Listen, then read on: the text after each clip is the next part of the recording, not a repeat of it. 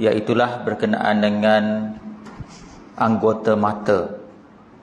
Ya, membincangkan tentang anggota mata. Yang sebelum ni kita dah dengar pengarang kitab kita menyebut tentang mata ni berkenaan dengan syukur, ya, mensyukuri mata yang Allah Subhanahu Wa Taala anugerahkan. Dan termasuk dalam definisi syukur tu, kita gunakan mata tu semata-mata mengikut perintah Allah dan tinggal segala larangannya. Baik, pada malam ini kita sambung perbahasan tentang satu ayat yang dibawa oleh pengarang kitab kita ni dalam kitab dia, iaitulah ayat daripada surah An-Nur, ayat yang ke-30. Kita baru baca sebahagian baru huraian dia, ya. Baik. Saya akan ulang sedikit yang telah kita sebut berkenaan dengan ayat ini. Kemudian kita sambung setakat yang kita tertinggal ataupun berhenti pada kuliah yang lepas. Kita baca ayat dia dulu. A'udzubillahi minasyaitonirrajim. Qul lil mu'minina yaghuddu min absarihim wa yahfazu furujahum dzalika azka lahum innallaha khabirum bima yasnaun. Maksud dia, katakanlah, yakni kepada Nabi Muhammad sallallahu alaihi wasallam, katakanlah wahai Muhammad, lil mu'minin, kepada orang lelaki yang beriman, yaghuddu min absarihim, rendahkanlah, tundukkanlah daripada pandangan mereka, wa yahfazu furujahum, dan peliharalah kehormatan mereka, dzalika azka lahum, yang demikian itu lebih menyucikan bagi mereka, innallaha khabirum bima yasnaun. Sadaqallahul azim. Baik, kita dah baca huraian dia separuh. Saya ulang sedikit. Huraian pada peringkat pertama ni saya petik daripada tafsir Ibn Kathir. Sebenarnya dalam kitab ni pun dah ada huraian oleh Syekh Abdul Qadir bin Abdul Muttalib.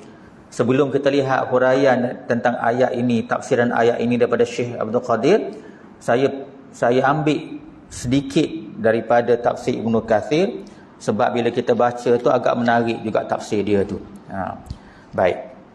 Dalam tafsir Ibn Kathir, apa yang telah kita sebut pada kuliah yang lepas, berkenaan dengan bahagian pertama ayat ini, iaitulah qulil mu'minina yaghuddu min absarihim.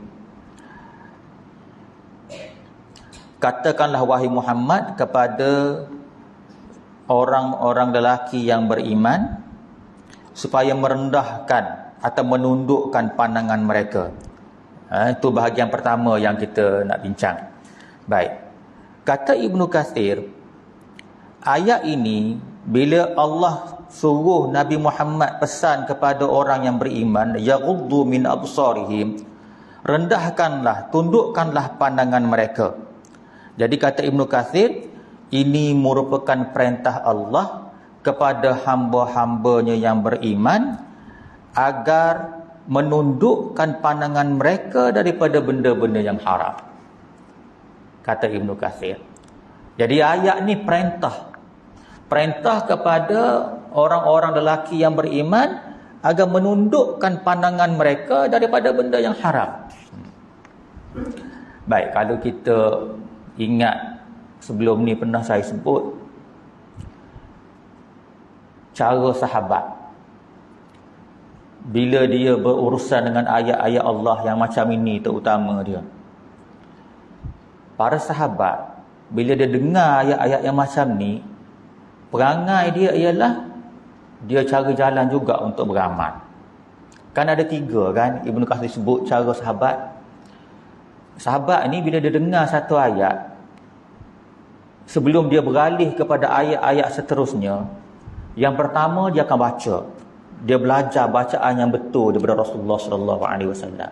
Sebutan yang betul, Makhraj yang betul, tu yang pertama. Yang kedua, dia cuba faham. Dia akan korek daripada Nabi Muhammad SAW apa dia maksud sebenar ayat-ayat itu. Dan yang ketiganya, sahabat ni dia akan cuba amal. Sebelum dia beralih kepada ayat-ayat lain, dia amal dulu. Dia cuba beramal. Selagi dia sebenarnya, kalau ikut tafsir Ibnu Katsir di bahagian muqaddimah tu, dia kata sahabat ni setiap kali dia membaca, dia belajar, dia ambil 10 ayat. 10 ayat, 10 ayat, 10 ayat. 10 ayat ni dia belajar bacaan dia belajar makna dia belajar, dia cuba untuk amal. Dia tak akan beralih kepada 10 ayat seterusnya selagi dia tak amal. Jadi saya sebut benda ni, mudah-mudahan kita pun buat begitu juga. Sebab tak ada guna sama sekali kita ni jadi macam burung kakak tua. Tahu bercakap, tahu membaca, tapi tak faham makna, tapi tak dapat amal. Tu beza kita dengan burung kakak tua. Baik, kata Ibnu Katsir, bahagian pertama ayat ini, bila Allah kata qul lil mu'minina yaghuddu min absarihim, kata Ibnu Katsir, Allah nak suruh kita ni dengar perintah dia, iaitulah tahan pandangan, tundukkan pandangan daripada benda-benda yang haram. Itu yang pertama. Ini ulang kaji ni baru ulang kaji. Yang keduanya, kata Ibnu Katsir, bagaimana kalau tak sengaja? Tak sengaja, tentulah kita ni berjalan pergi pasar, belajar pergi shopping kompleks, berjalan pergi tempat kerja, jumpa dengan ramai orang, takkan jalan sambil tunduk kan, belaga dinding. Macam mana kalau tak sengaja? Maka Ibnu Katsir hurai. Kata Ibnu Katsir, kalau tak sengaja ni ada beberapa hadis yang menjelaskannya, yang telah kita baca pada kuliah yang lepas. Yang pertamanya, kalau tak sengaja jalan, nampak benda yang diharamkan, maka hadis yang pertama kata, palingkan penglihatan kamu. Palingkan. Jangan duk kekal macam tu. Dan kita dah baca juga hadis yang kedua, tundukkan pandangan. Kalau tak sengaja ternampak, tertengok, hadis pertama kata palingkan, hadis kedua kata tundukkan. Jadi inilah benda yang kita nak kena amal ni. Nak kena amal. Sebab kita ni baru berada di tangga yang pertama perbahasan untuk beramal dengan ilmu tasawuf. Kalau yang pertama pun tak lepas, tak ada berangan lah nak buat benda-benda yang lain. Dia tak jadi. Yang pertama ni mata dulu. Kalau mata boleh jaga, alhamdulillah. Mana proses seterusnya jadi mudah. Kalau mata pun tak boleh nak jaga, masih duk tengok benda-benda duk mengarut, habislah. Habis. Baik. Sekarang saya baca yang sambungan dia daripada setakat yang kita berhenti tu. Ibnu Katsir lepas dia bahas macam mana kalau kita tak sengaja, ada lagi satu. Dia bawa satu hadis Nabi Muhammad sallallahu alaihi wasallam berkenaan dengan sabdaan Nabi kepada Sayyidina Ali. Satu hari Rasulullah sallallahu alaihi wasallam bersabda kepada Sayyidina Ali.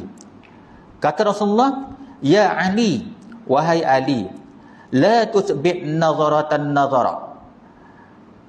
Maaf, la tutbi' an-nazarata an-nazrata.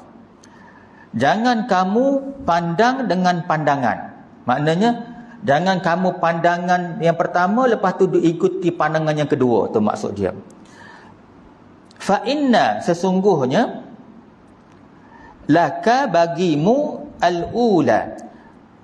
Kata Nabi, sesungguhnya pandangan pada kamu ni yang pertama saja. Walaysat lakal akhirah. Tidak pandangan yang terakhir ataupun yang berikutnya. Hadis ini diriwayatkan oleh Imam Abu Daud dan At-Tirmizi dan hadis ini hasan. Baik, kita ulang sekali lagi. Nabi dalam hadis ini bersabda pada Sayyidina Ali. Dia kata, wahai Sayyidina Ali, janganlah engkau ikuti pandangan yang pertama dengan pandangan yang kedua. Ni dalam kes tak sengaja lah. Jalan, nampak. Nampak.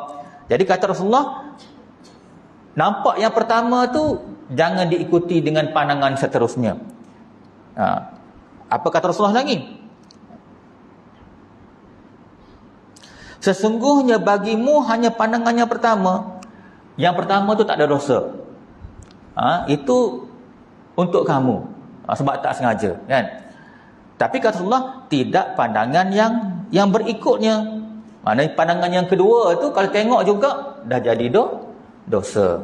Jadi ini satu kaedah, maknanya dah nampak tu alihkan pandangan. Kalau tak alih juga, jadilah kita ni macam orang-orang yang tak faham. Sebab kita ni orang surau, kan? Orang surau ni kena lebih baik daripada orang yang tak mari surau. Kita jadi contoh pada orang lain. Kalau kita pun sama, habis lah.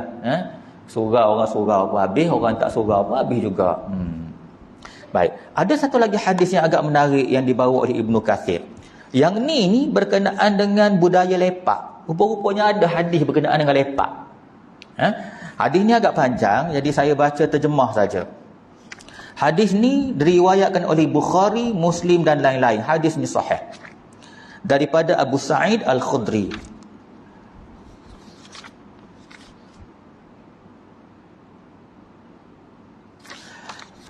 Satu hari Nabi Muhammad SAW ni dia lalu dekat dengan budak-budak yang sedang duduk-duduk. Kalau istilah kita ni budak-budak lepak lah. Mungkin lepas-lepas maghrib tu ke, lepas maghrib lepak tepi jalan, dia tengok orang lalu lalang. Macam budak-budak sekarang, dia suka, kan? Pergi shopping komplek bukan beli pun, duit tak ada dalam poket, tengok orang lalu lalang. Baik, ni cerita pasal benda ni. Jadi bila Nabi nampak benda ni, Nabi tegur. Nabi kata apa? Jangan kamu duduk-duduk di pinggiran jalan. Nabi tegur pada budak-budak lepak. Kemudian budak-budak tu kata, ya Rasulullah, ini kebiasaan kami ni. Ni tempat kami. Sesungguhnya ni tempat majlis kami, tempat kami borak-borak, kami bual-bual. Kata budak-budak tu jawab. Macam budak-budak sekarang suka lepak, kan? Kita dulu pun ada juga lepak, kan? Masa budak-budak, kan? Sama dah. Tapi ini cerita lepak di zaman Rasulullah. Bila dah budak tu jawab macam tu, Rasulullah SAW pun bersabda, jika kamu tidak mahu meninggalkan majlis seperti itu, maka tunaikanlah hak jalan itu. Rasulullah pesan pada budak-budak tu, kalau kamu tak nak bersurai daripada lepak kamu ni, Rasulullah kata, kamu tunaikan hak jalan tempat kamu duduk lepak ni, tempat kamu duduk perhati orang lalu lalang ni, orang perempuan lalu, orang lelaki lalu, orang tua lalu, orang muda lalu, orang pakaian biasa pun lalu, orang seksi lalu, semua. Kan? Jadi kata Rasulullah, kalau kamu nak duduk situ boleh, tapi kamu kena tunaikan hak jalan itu. Jadi bila Rasulullah kata tunaikan hak jalan, budak-budak tanyalah, ya Rasulullah, apakah maksud hak jalan itu? Maka Rasulullah SAW pun menjawab, yang pertama, tundukkan pandangan. Itu yang pertama. Nak lepak boleh, tunduk pandangan. Jadi sebenarnya nak suruh bersurai lah. Mana ada lepak tunduk. Lepak ni mesti nak tengok orang lalu lalang. Tak? Tengok orang tu. Nak tengok anak dara orang lalu. Lagi seronok. Tak kah? Rasulullah kata nak duduk boleh. Tundukkan pandangan. Jadi pening lah budak tanya. Satu. Kemudian apa lagi? Menyingkirkan halangan. Dalam ni ada berapa? 1, 2, 3, 4. 4 hak jalan yang Rasulullah ajar budak-budak tu, nak duduk boleh, kamu kena laksanakan 4 jalan ni, 4 hak ni. Yang pertama, tundukkan pandangan. Yang kedua, singkirkan halangan-halangan jalan. Kalau ada kaca jatuh dekat jalan raya, kamu kena sapu. Ada benda-benda yang menghalang jalan, kamu kena selesaikan. Yang ketiga, jawab salam. Nak lepak boleh, kena jawab salam. Jawab salam. Mana ada budak lepak jawab salam, nak bagi salam, duk mengacau ada lah, kan? Setengah-setengah, tapi lepak sini okey kot. Kalau ada lah. Dan yang keempat, ni yang berat. Nak lepak boleh, kata Rasulullah, kena amal ma'ruf nahi mungkar. Amal ma'ruf nahi mungkar. Nak lepak boleh, kena amal ma'ruf nahi mungkar. Cuma yang saya nak sebutnya dalam hadis ini yang dibawa oleh Ibnu Katsir, yang pertama, tundukkan pandangan kamu. Tundukkan pandangan kamu. Baik. Sebenarnya bahagian pertama ayat yang kita baca ni tuan-tuan, bukan semua orang boleh buat. Bukan semua orang boleh buat. Satu, walau bagaimanapun pada kita ni, kita orang surau yang serajin mari surau, kita nak rapat dengan Tuhan, nak suruh khusyuk dalam solat, benda pertama yang kena buat kalau nak khusyuk solat, jaga pandangan. Kalau tak jaga pandangan, tak usah duduk berangan. Dia kacau. Dia kacau. Silap-silap, benda yang dia tengok benda pelik-pelik tu, tanya solat dia keluar. Sebab Nabi kata, jaga pandangan. Satu.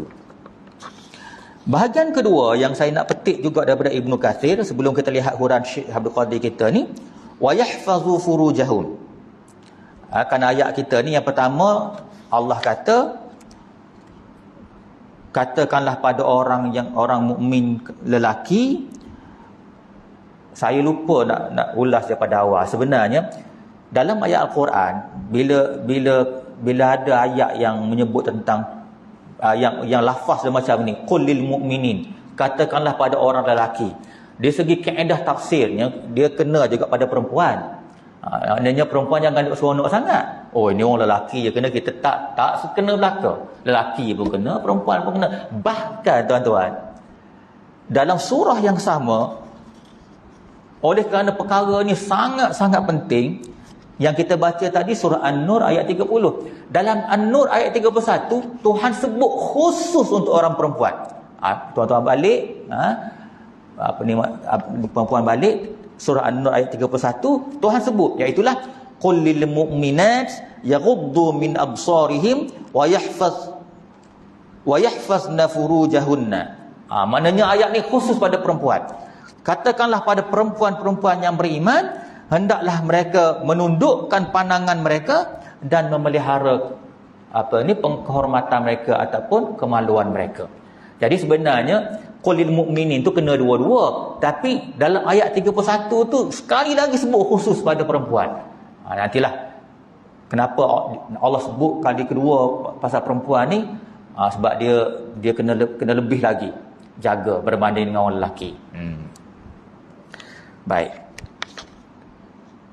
Bahagian yang lafaz yang seterusnya yang kita nak tengok, makna dia wa yahfazu furujahun, dan pelihara kehormatan mereka. Baik, ada satu hadis Nabi Muhammad sallallahu alaihi wasallam.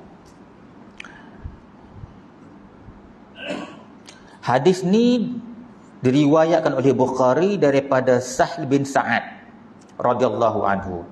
Kata Rasulullah sallallahu alaihi wasallam, man yatman li, barang siapa dapat menjamin bagi aku, ma baina lahyaihi, ma baina lahyaihi, sesiapa dapat menjamin bagiku sesuatu di antara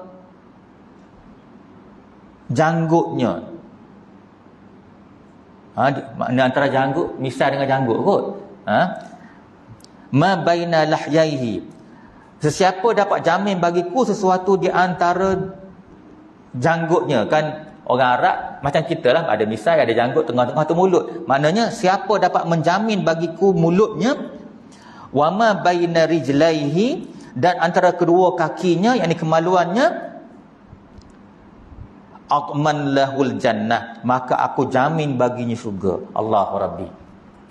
Nabi kata siapa dia jamin bagi dia, bagi Rasulullah, mulut dia dan kemaluannya, kata Rasulullah, aku jamin dia pergi syurga. Jamin pergi syurga. Dalam konteks yang kita nak bincang ni, wa yahfazu furujahum, memelihara kehormatan mereka. Yang pertama, jaga mulut agar tidak melakukan perkara-perkara yang Tuhan larang, mengumpat, memfitnah orang. Sekarang ni musim-musim pilihan raya kan, jaga sangat mulut, tak pasal-pasal nanti nak seronok. Kadang-kadang cakap ni dah seronok-seronok je, tapi kena beringat, ada seronok-seronok kita boleh seronok-seronok, ada benda-benda jangan cuba-cuba nak seronok-seronok. Dah mengumpat orang, fitnah orang, selagi tak pergi minta maaf dengan orang, tak ada jalan Allah akan ampunkan kamu. Kaedahnya begitu. Itu masalah dosa dengan orang ni, dosa sendiri lain cerita. Yang keduanya yang disebutnya, memelihara di antara celah dua kaki kamu. Ini kemaluan. Kata Rasulullah, kamu jaga dua benda ni, jaga daripada zina, jaga daripada mendekati zina. Rasulullah kata, aku jamin kamu syurga.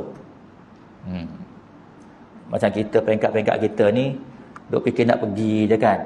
Siapa-siapa yang selalu pergi kubur tu, teringatlah. Seorang-seorang pergi, seorang-seorang. Nak pergi, nak jumpa Allah ni, kalau tak jaga dua benda ni, hancur. Sebab dalam banyak kes yang menyebabkan manusia ni disembah oleh Allah sebab mulut dia. Dan pasal maksiat kemaluan pula, benda yang sangat-sangat Allah benci. Jangan terlibat. Jadi, وَيَحْفَظُوا فُرُوجَهُنْ, dan pelihara kehormatan mereka. Baik. Itu yang disebut oleh Ibnu Kathir. Sekarang, saya nak baca direct daripada kitab Penawar Bagi Hati ini, apa dia huraian Syekh Abdul Qadir bin Abdul Muttalib tentang ayat tadi. Kita baca ekstra dah mula-mula, kita baca Ibnu Kathir, sekarang kita baca huraian Syekh Abdul Qadir sendiri. Kata Syekh kita berkenaan ayat tadi, qul lil mu'minina yaghuddu min absarihim wa yahfazu furujahum. Katakanlah wahai Muhammad kepada orang lelaki yang beriman supaya mereka menundukkan pandangan mereka dan memelihara kehormatan mereka. Kata Syekh kita, dan dengan kalimah ini Allah Ta'ala menyuruh hambanya yang pertama melakukan kelakuan yang baik, iaitu memelihara matanya daripada melihat yang haram. Itu yang pertama. Kan sebelum kita baca benda ni kan banyak kita baca bab aurat kan. Dah tahu dah apa dia benda yang halal, apa benda yang haram, apa benda yang boleh dilihat, apa benda yang tak boleh dilihat. Sekarang bila kita baca ayat ni, nak beramal. Kalau betul-betul nak suruh khusyuk solat, kena ramallah apa yang kita faham. Sebab Islam ni bukan hanya belajar, dia kena amal. Baik. Itu kata yang pertama kata Syekh kita. Maknanya iaitu memelihara matanya daripada melihat yang haram. Dan kedua, memelihara kemaluannya. Baik, kedua-dua ni kata Syekh kita ni Allah Subhanahu Wa Taala melalui Nabi Muhammad sallallahu alaihi wasallam nak mengajar adab kepada hamba dia. Adab pertama memelihara mata, adab yang kedua memelihara kemaluan. Baik.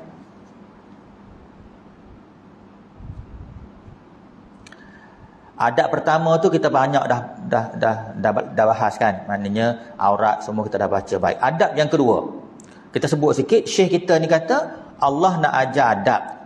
Yang pertama, adab pertama jaga mata. Yang kedua, memelihara kemaluan. Memelihara kemaluan daripada apa? Tuan-tuan pun tahu, tak apalah kita ulang. Yang pertamanya yang besar-besar tu, zina, liwat dan juga lesbian. Ni benda besar, Tuhan marah sangat. Kalau Tuhan nak tahu detail, boleh baca kitab Imam Az-Zahabi. Imam Az-Zahabi karang satu kitab, nama dia Dosa-Dosa Besar. Dalam bahasa Arab nama dia Al-Kaba'ir. Kitab ni pun dah banyak orang terjemah. Boleh baca satu persatu bagaimana Allah marah sangat zina, liwat dengan lesbian ni. Marah sangat.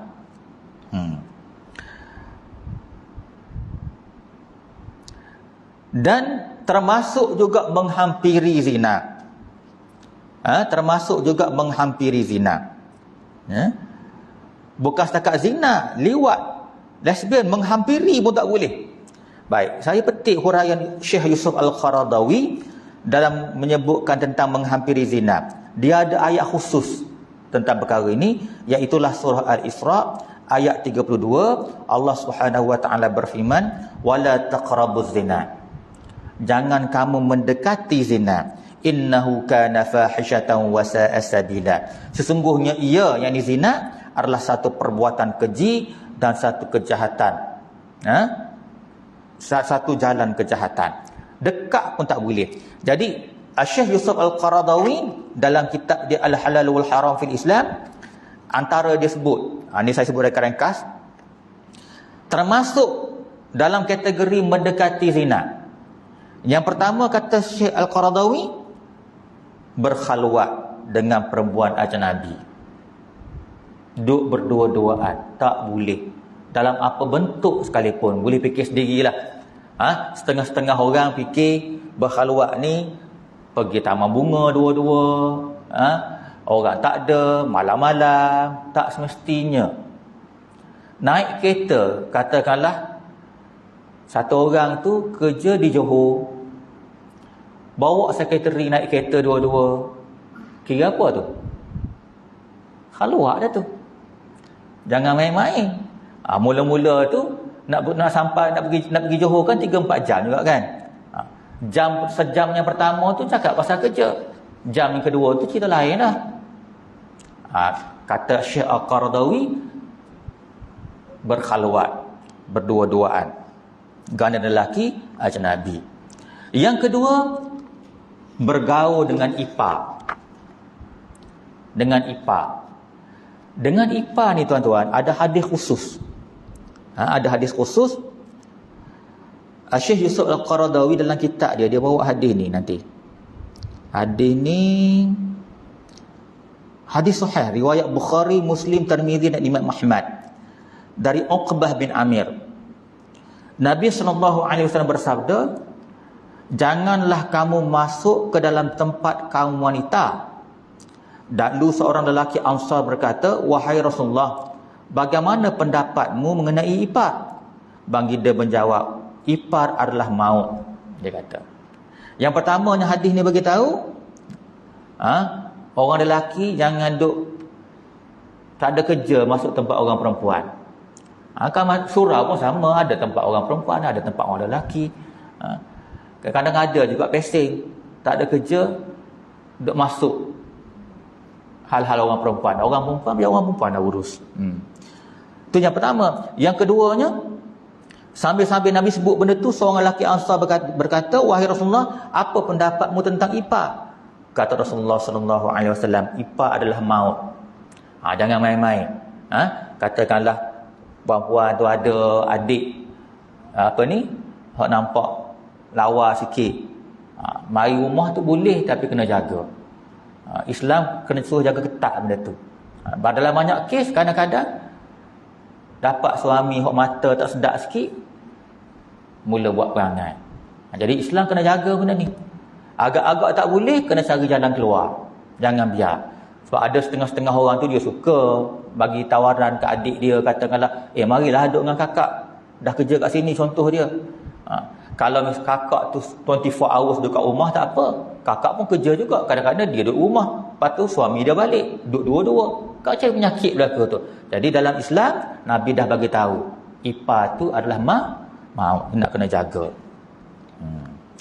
Baik, itu di antara huraian yang saya boleh petik berkenaan dengan menjaga adab, berkenaan dengan yang pertamanya menjaga mata, menjaga kemaluan. Baik, Syekh kita kata lagi, yang pertamanya menjaga adab. Yang kedua, kata Syekh kita, ayat tadi adalah untuk memberitahu.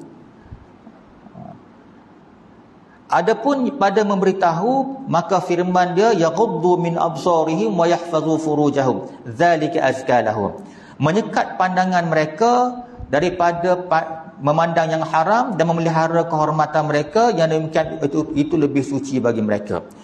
Kata Syekh kita, Allah memberitahu dengan kalimah ini bahawa memejamkan mata dan memelihara faras itu sebab bagi membersihkan hati daripada segala dosa dan sebab bagi membanyakkan pekerjaan kebajikan. Baik, saya ulang balik.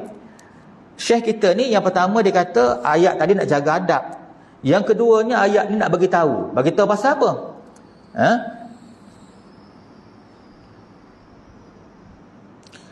Di bahagian ujung tu Allah sebut zalika azka lahum. Zalika azka lahum, yang demikian itu lebih suci bagi kamu. Maksudnya ayat ni nak bagi tahu, dengan kamu jaga mata, dengan kamu jaga kemaluan kamu, benda tu menjadi faktor untuk membersihkan hati kamu. Jadi bila hati kamu jadi bersih, tubuh kamu jadi ringan untuk buat ibadah. Tubuh kamu jadi kuat untuk tolak maksiat. Kan ada hadis yang kita selalu baca peringkat awal, saya ulang balik hadis itu. So, hadis yang diriwayatkan oleh Ibnu Majah, At-Tirmizi dan Imam Ahmad, dan hadis ini hasan. innal mu'min idza adnaba kanat nuqtatun sauda'u fi qalbihi fa in taba wa naza'a wastaghfar suqila qalbuhu fa in zada zadat fadzalika ar-ranu alladhi dzakara Allahu fi kitabihi kalla barrana ala qulubihim ma kanu yaksibun. Hadis ini maksudnya, kata Rasulullah, sesungguhnya orang mukmin tu bila dia buat dosa akan melanda titik hitam dalam hati dia. Jika dia bertaubat, dia tinggal dan minta ampun, maka hatinya akan putih kembali. Tapi bila dia tambah buat dosa, maka bertambahlah titik hitam. Maka itulah penutup hati. Itulah penutup hati yang disebut oleh Allah Ta'ala dalam firman-Nya, kalla barrana ala qulubihim ma kanu yaksibun. Tidak, sekali-kali tidak. Sebenarnya apa yang mereka usahakan itu menutup hati mereka. Maknanya yang tutup hati mereka itu usaha mereka sendiri. Nampak? Jadi betul lah yang Syekh kita nak bagi tahu, kalau jaga mata, jaga kemaluan, benda itu sebab membersihkan hati daripada segala dosa. Bila bersih, hati kamu bersih, ringan dah tubuh tu nak buat ibadah. Rasa seronok buat ibadah.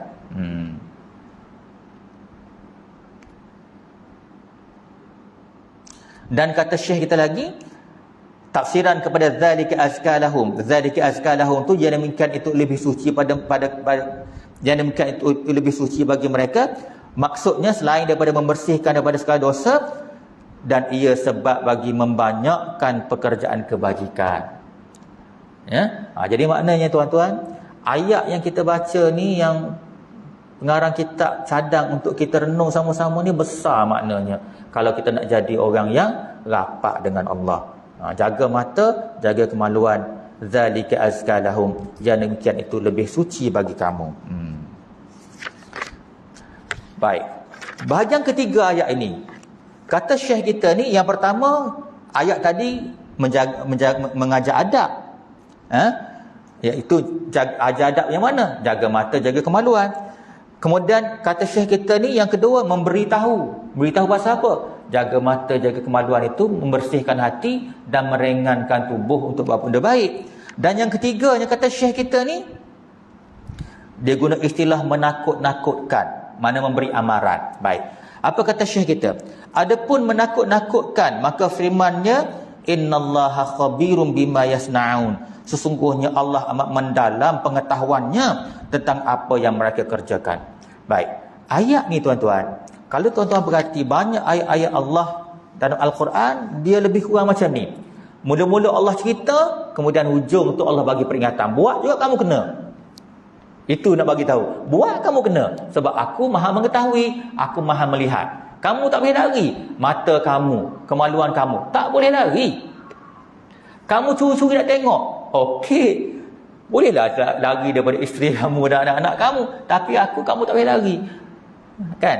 Masuk dalam bilik, kunci kemas kiri kanan atas bawah, tak ada orang tengok. Aku tengok. Itu maksud dia di sini. Sama juga tentang jaga kemaluan. Kamu boleh lari daripada anak isteri kamu. Isteri kamu duduk Kuala Lumpur, duduk Tasik Kusuma contohnya. Kamu nak buat hal, kamu pergi jauh-jauh. Okey. Anak isteri kamu tak tahu, aku tahu.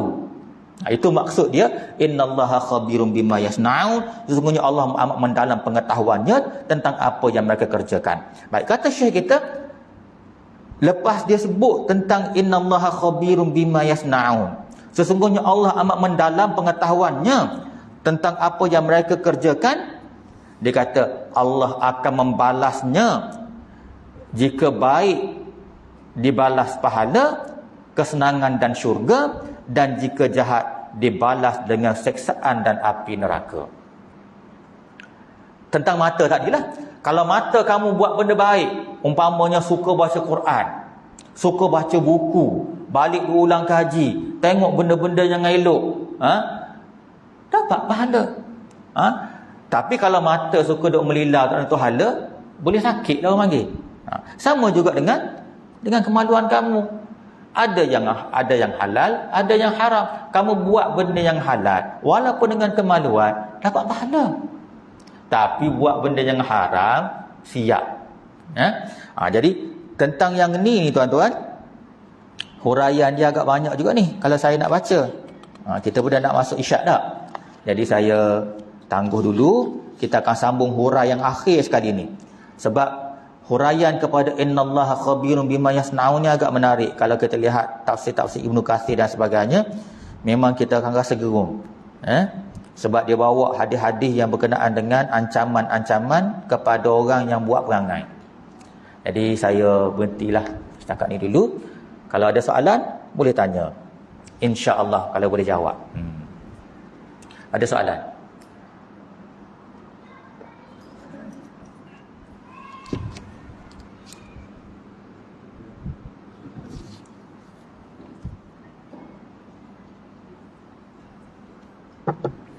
Kalau tak ada soalan, insya-Allah mudah-mudahan kita doalah, pakat doa biar kita boleh amal dengan ayat ni.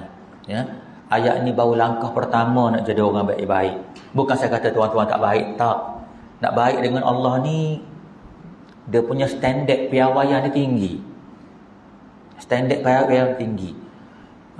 Jangan ingat pakai jubah, pakai kopiah, mari surau, tak tinggal 5 kali sehari, dah selesai. Tak. Panjang cerita dia dan piawaian ni agak tinggi. Jadi bila kita baca piawaian itu, mudah-mudahan kita boleh amal. Ini baru piawaian yang pertama ni. Jadi kalau tak ada apa-apa lagi, aqulu qawli hadza wa astaghfirullahal azim li wa lakum. Wassalamualaikum warahmatullahi wabarakatuh.